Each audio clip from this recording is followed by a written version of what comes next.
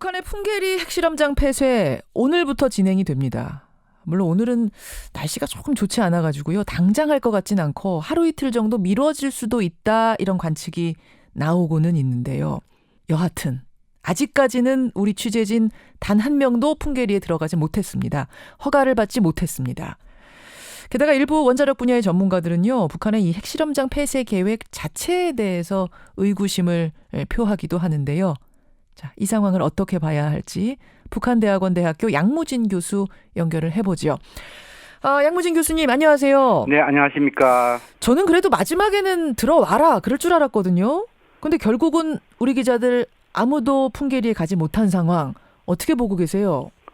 뭐 그 이유야 무엇이든 간에 남북 실무자 간의 합의사항도 아니고 남북 정상 간의 합의사항을 그것도 정상 합의가 한 달도 되지 못한 상황에서 이행하지 못한 첫 사례라는 점에서 좀 우려스럽다는 생각이 듭니다. 정상 간의 합의사항이었는데 이것을 이행하지 못했다는 건 사실은 첫 단추 같은 건데 그게 끼워지지 않았다는 데서 우려스럽다. 그렇습니다. 근데 핵실험장 폐쇄 계획 자체를 연기하거나 무산한 게 아닌 상황에서 우리 기자만 콕 찍어서 들어오지 말아라 하는 건 어떻게 해석하세요?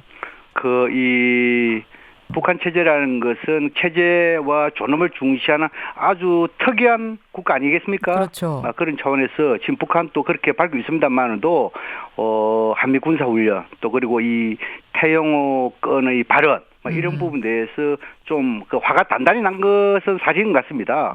그렇지만도 북한이 이 공부를 통해 가지고 밝힌 것도 완전 이 일기 상황 이것을 고려해 가지고 23일부터 25일까지 밝히지 않습니까? 그렇죠. 날씨 봐서.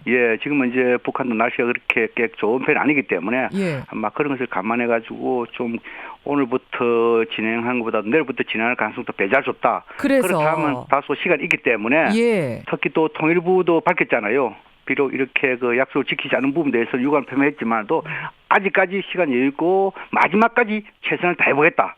그런 측면이니까 기대를 완전히 저버리기는 아직 이르다. 저도 그런 생각이 듭니다. 저도요.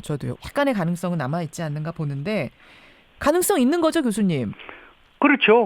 이 북한 체제라는 것은 김정은 위원장의 결단만 내면 먼저 가능하고 또 김정은 위원장이 지금까지 빈말을 하지 않는다. 특히 문재인 대통령과 약수사항이고 또 이 김정은 위원장의 목표 중에 하나가 정상국가의 정상적인 지도자상을 각인시키는 거 아니겠습니까? 그렇죠. 그런 차원을 봐서라도 마지막까지 우리의 최선의 노력 또 기대를 접어서는 안 된다고 생각합니다. 자, 알겠습니다. 일단 기자들 거는 그렇고요. 아직까지는 좀 기대를 걸어보기로 하고 핵실험장 폐쇄 얘기를 좀 해보죠. 이게 긍정적으로 보자면 한없이 장밋빛이고 부정적으로 보자면 또 의심할 게 한두 가지가 아닐 텐데 긍정적으로 진행이 되는 경우에 문제될 게 전혀 없으니까요. 오늘은 부정적으로 보는 분들 시각에서 한번 점검을 해보겠습니다. 교수님.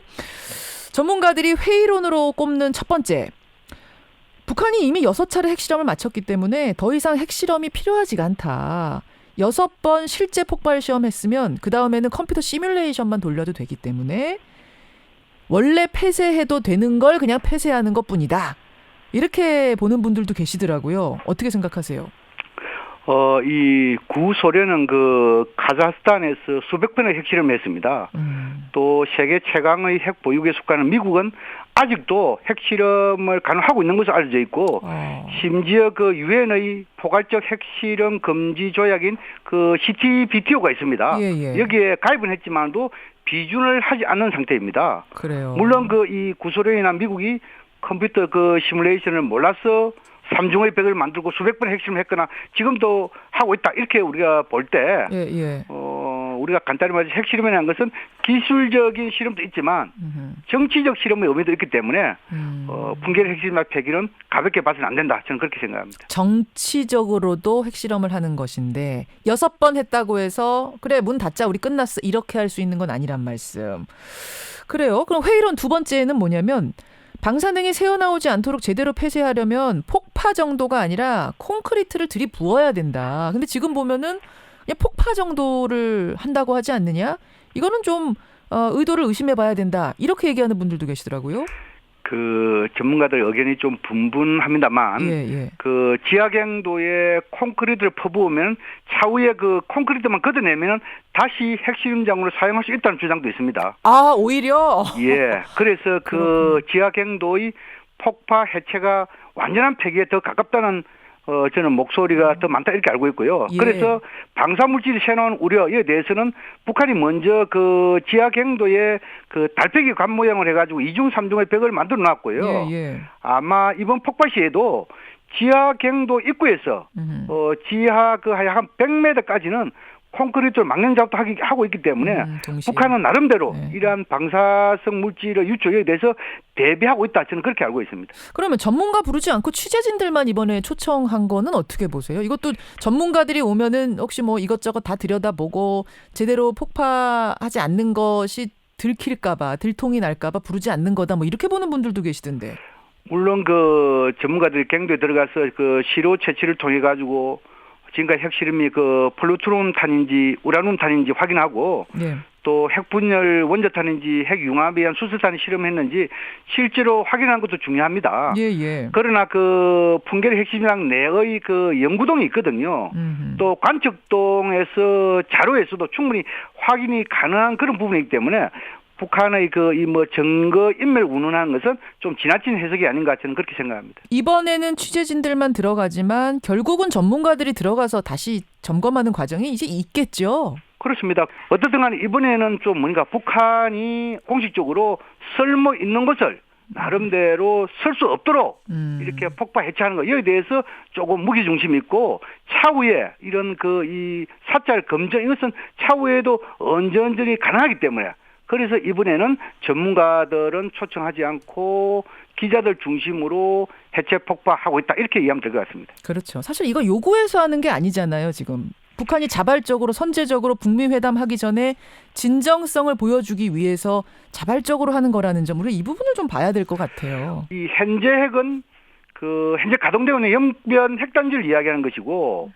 미래 핵은 그 핵능력 고도와 관계되는 핵실험이라든지 탄도미사일과 관계되지 않겠습니까? 그렇겠죠. 그리고 또 과거 핵이라는 것은 이미 만들어진 핵무기입니다. 그래서 풍계리 핵실험자 폐기는 미래 핵 해체의 한 부분이기 때문에 완전한 비핵화의 출발에서 나름대로 상징적인 의미가 있다. 저는 바로 그렇게 분석합니다. 다만 이제 그 와중에 우리 기자들 들어오지 말아라라고 한 부분, 요것 때문에 우리가 좀 속이 상한 건데, 요거는 강한 경고 메시지, 태영호 공사 그 발언에 대한 강한 경고 메시지, 그리고 아직은 좀 가능성이 열려 있다는 거 하루 정도 요거 좀 이렇게 정리를 해보도록 하고요. 양 교수님, 나오신 김에 물론 앞에서 제가 박지원 의원하고 분석을 하긴 했습니다만 한미 정상회담 결과 아니 근데 트럼프 대통령이 왜 모두 발언에서 30분씩이나 할애해가면서 북미 회담 깨질 수도 있다 이런 말을 강조한 걸까요? 한편으로는 지난 그 북한의 김계관 외무성 제1부상의 정상회담 다시 고려할 수도 있다. 이렇게 이야기한 적 있지 않습니까? 김계관 부상이 그 얘기 했습니다. 지난주에. 거기에 대해서 일종의 맞대응으로서 대북 협상 취입일 수도 있고 또 다른 차원에서는 그 미국 내부에서도 상당히 해론이 좀 있지 않습니까? 강경론자들. 이러한 목소리를 모두 담아가지고 일종 국내용이겠죠.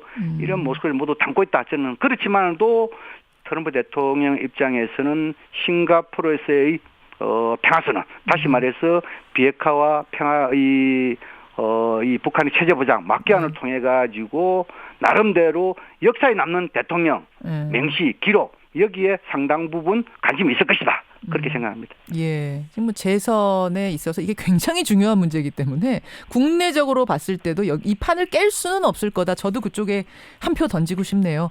여기까지 말씀 듣겠습니다. 고맙습니다. 네, 감사합니다. 북한대학원 대학교 양무진 교수였습니다.